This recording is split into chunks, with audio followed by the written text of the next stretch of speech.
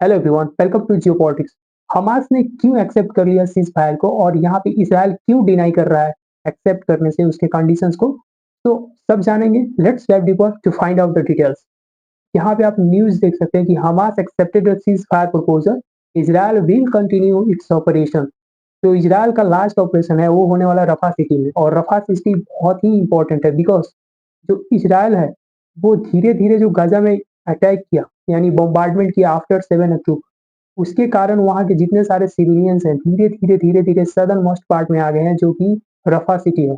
और रफा सिटी बहुत ही इंपॉर्टेंट भी है क्योंकि यहीं से जो इजिप्ट है, इजिप्ट के थ्रू जितने सारे इंटरनेशनल एड है वो आते हैं, जैसे कि फूड हो गया, दवाइयाँ हो गई, वाटर हो गया, फ्यूल हो गया, सबका सप्लाई जो होता है यहीं से होता है। अगर यहाँ पे अटैक होता है तो कह लीजिए कि यहाँ का सिविलियन जो कैजुअलिटीज होगा वन ऑफ द हाईएस्ट होगा ऑल द टाइम। जितने भी वॉर हुए हैं वहां पहुंच जाएगा क्योंकि ये डेंसली पॉपुलेटेड हो चुका है। यहाँ पे लोग टेम्पोररी रिफ्यूजी कैंप बना के रह रहे हैं। तो लेट्स नो कि आखिर में ये जो सीज फायर है वो इसराइल एक्सेप्ट क्यों नहीं कर रहा है। तो बिफोर वी बिगिन, ये थोड़ा सा रिकैप करेंगे हम लोग। 7 अक्टूबर को हमास क्या करता है कि इसराइल पे अटैक करता है, और इस अटैक के कारण क्या होता है कि इसराइली गवर्नमेंट ये वॉज लेती है कि वो जो हमास है उसको जड़ से उखाड़ के फेंक देगी, यानी ये खत्म कर देगी। और तब से 7 मंथ हो चुके हैं, अभी भी वॉर कंटिन्यू है। और इसमें सबसे ज्यादा किसी ने हेवी जो प्राइस है उसको पे किया वो है पैलेस्टीनियंस। जो ये इनोसेंट पैलेस्टीनियंस हैं उन्होंने इसका हेवी प्राइस पे किया। अगर टेरर अटैक हमास के द्वारा 7 अक्टूबर को नहीं होता, ये 35,000 जो पैलेस्टीनियंस हैं उनकी जान अभी नहीं गई होती। तो कहीं न कहीं यहाँ पे जो मिडल ईस्ट की कंट्रीज़ हैं, जो भी इस्लामिक कंट्रीज़ हैं, उन्हें ये थोड़ा-सा ग्रो अप होना चाहिए। जो रीजनल पॉलिटिक्स है उसको छोड़ना चाहिए और ये देखना चाहिए कि हमास किसके लिए लड़ रहा है। हमास पे चल रहा है या वो मुस्लिम के लिए, और यहाँ पे मुस्लिम लोग ही अपना जान खो रहे हैं। और ये कह लीजिए कि कहीं न कहीं मिडल ईस्ट का जो रीजनल पॉलिटिक्स और जो फंडामेंटलिस्ट जो यहाँ के ग्रुप हैं, इस्लामिक जो फंडामेंटलिस्ट हैं, वो इस वॉर को एंड नहीं करना चाहते हैं। उनके अपने छोटी-छोटी आइडियोलॉजी की वजह से यहाँ पे हज़ारों-हज़ारों और लाखों-लाखों में जान जा रही है। और हिजबुल्लाह और हमास ये दोनों जो है इजरायली फोर्सेस पे अनाधून अटैक कर रहे हैं, और इसके बदले में इजरायली गवर्नमेंट एक्शन लेगा और इस एक्शन में फिर से सिविलियन कैजुअलिटीज बढ़ेगी। हालांकि जितने इंटरनेशनल कम्युनिटीज के लोग हैं, यूएन हो गया, यूएसए हो गया, सब ने वार्न किया इजराइल को कि वो रफा सिटी पे कोई भी एक तरह से कह लीजिए ऑपरेशन है उसको लॉन्च नहीं करेगा। लेकिन इज़राइल जो है वो किसी की नहीं सुनने वाला, बिकॉज़ अभी तक उनके जो हॉस्टेजेस हैं, उनको हमास रिलीज़ नहीं किया है। तो जानते हैं कि आखिर में वो प्रपोज़ल क्या है, जिसकी वजह से जो हमास है अभी एक्सेप्ट कर लिया और इज़राइल क्यों इसको इनकार कर रहा है। तो देखिए प्रपोज़ल्स क्या हैं। पहला प्रपोज़ल है कि withdrawal of Israeli forces from Gaza, जो कि इज़राइल इनकार कर रहा है। इज़राइल का कहना ये है कि पहले हॉस्टेजेस जो हैं, उनको तुम रिलीज़ करो फिर विथड्रॉल होगा। लेकिन हमास की तरफ से ये नहीं है। उनका कहना है कि धीरे-धीरे आप लोग पहले यहाँ से जो सबसे पहले तो इमीडिएट आप स्टॉप करो राफा सिटी पे अटैक। लेकिन इज़राइल का कहना है कि नहीं, राफा सिटी लास्ट रिज़ॉर्ट है और यहाँ पे जो हमास का इंफ्रास्ट्रक्चर है या हमास यहीं पे छुपे हुए हैं, ये लास्ट है। यहाँ पे हमें खोजने दो, हमें ऑपरेशन चलाने दो, उसके बाद हम हॉस्टेजेस को यहाँ से छुड़ा लेंगे।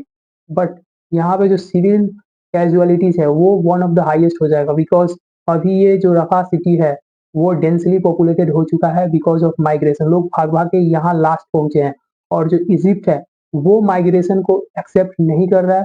ये लोग इजिप्ट भी नहीं जा सकते। और सेकंड इनका प्रपोजल है कि return of Palestinians to their home. ये तो बहुत ही अच्छा है, ताकि जो भी पैलेस्टीनियंस अपने घर छोड़ के यहाँ पे भाग-भाग के आए हैं, वो रिटर्न हो सकें और रीबिल्ड कर सकें। बट ये तभी संभव है जब दोनों पार्टी यहाँ पे एग्री होगा। थर्ड है exchange of hostages and prisoners.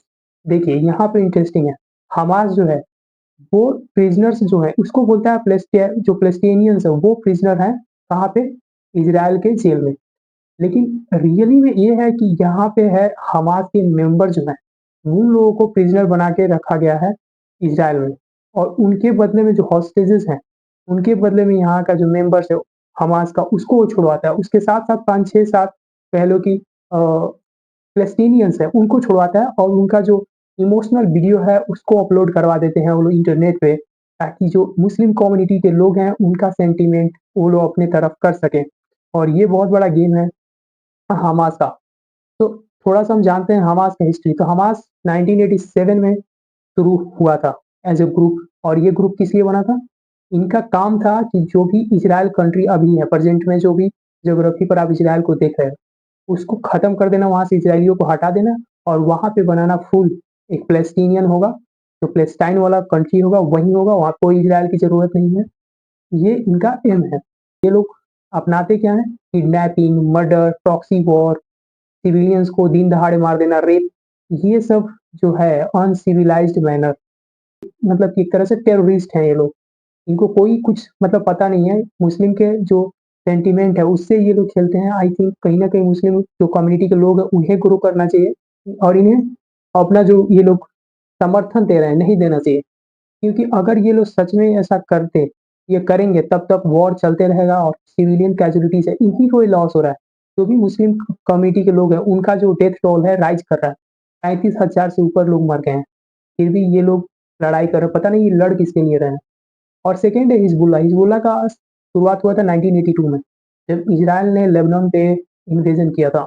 और ये इन्वेज़न इसलिए किया था क्योंकि यूके में इनका जो इज़राइल का एम्बेसडर था, उसका मतलब कि मर्डर हो गया था और ये लेबनान जो है उसमें पार्टी था, जिसकी वजह से इज़राइल ने लेबनान पे मतलब कि इन्वेज़न कर दिया और इसकी वजह से हिज़बुल्लाह क्रिएट किया गया ताकि वो इज़राइल के अगेंस्ट में फाइट कर सके। तो आज के दिन में आप देखो हमास प्लस हिज़बुल्लाह जो है, दोनों हैंड मिला के इज़राइल पे अटैक कर रहे हैं मिसाइल्स का। और इन दोनों को फंड कौन करता है? कतर और ईरान। ईरान का कह लो तो हिज़बुल्लाह से बहुत बड़ा लगाव है क्योंकि हिज़बुल्लाह जो है ना, खामोनी के मॉडल जो था उसी पे बना है। खामोनी कौन है? ईरान को जिसने इस्लामिक स्टेट बनाया था। 1979 में जो रिवॉल्यूशन आया था, इस्लामिक रिवॉल्यूशन, उसके लीडर थे ईरान में खामोनी। उन्होंने ही उन्हीं के मॉडल पे ये जो हिज़बुल्लाह क्रिएट किया गया था टू फाइट अगेंस्ट इज़राइल, और दोनों का सेम गोल है कि इज़राइल को उखाड़ फेंकना। और इसी की वजह से, इन दोनों के वॉर के वजह से, इन दोनों के आइडियोलॉजी की वजह से जो यहाँ पे इनोसेंट सिविलियंस हैं, उनका जान जा रहा है। और ये मुस्लिम वर्ल्ड को मतलब कि मुस्लिम वर्ल्ड को जागना चाहिए, देखना चाहिए if they really care about their जो होता है ना कम्युनिटी, जो मुस्लिम कम्युनिटी है, तो ये जो वॉर है अब तक सीज़फायर को पहुँच गया होता। बट उन्हें कोई पैलेस्टाइन से मतलब नहीं है, they are just playing city politics. तो how to end this war? Suggestions, यहाँ पे कुछ सजेशंस है।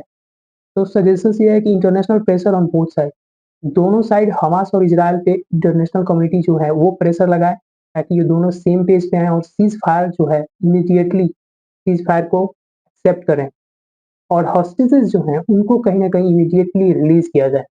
टू स्टेट सॉल्यूशन बिल्कुल होना चाहिए। पैलेस्टाइन प्लस इसराइल दोनों को एग्जिस्ट करेंगे। इसराइल पैलेस्टाइन टॉक डायरेक्टली, ये दोनों स्टेट को होना चाहिए कि दोनों आपस में टॉक करें, जो भी इनके डिफरेंसेस हैं उनको आपस में सटाएं, ना कि हमास के थ्रू, हिजबुल्लाह के थ्रू थर्ड पार्टी को यहाँ पे लाएं जो अपने पॉलिटिक्स के कारण, अपने आइडियोलॉजीज के कारण दोनों का जो वॉर है उसको एग्जरवेट कर सके। बैन ऑन हमास, बिल्कुल बैन करो इसको, क्योंकि इन्हीं टेररिस्ट एक्टिविटी के कारण आज जो सिविलियन कैजुअलिटीज हैं, 35,000 से ऊपर जो पैलेस्टीनियंस हैं वो अपना जान दे चुके हैं बिकॉज ऑफ हमास ओनली। इन्होंने 7 अक्टूबर को अटैक नहीं किया होता तो अभी तक एक भी सिविलियंस का जान नहीं गया होता।